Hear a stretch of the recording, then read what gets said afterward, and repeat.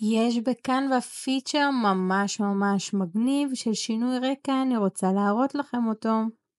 אנחנו בוחרים איזושהי תמונה, נגיד אני בחרתי בקבוק סבון. אתם רואים? תמונה, סבון, ידיים, רקע לא מעניין. עכשיו יש פיצ'ר חדש של יוצר רקעים. אני מקליקה עליו ואני מתארת בדיוק את הרקע שאני רוצה.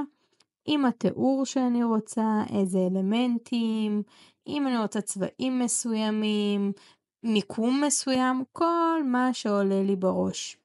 ברגע שהפרומפט שלי מוכן, אני לוחצת על יצירה.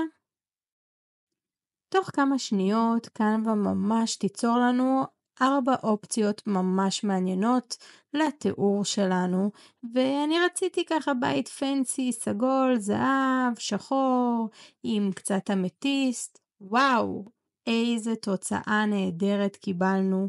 אנחנו יכולים לראות שכל 4 האופציות נראות אחלה, נהדר. יש לנו גם אפשרות לשחק עם התאורה.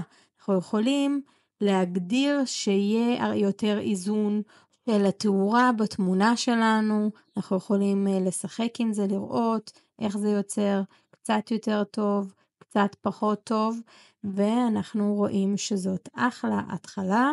אני בטוחה שקנווה ישפרו את הפיצ'ר הזה עוד קצת, אבל בינתיים, וואלה, יש עם מה לעבוד. תהנו!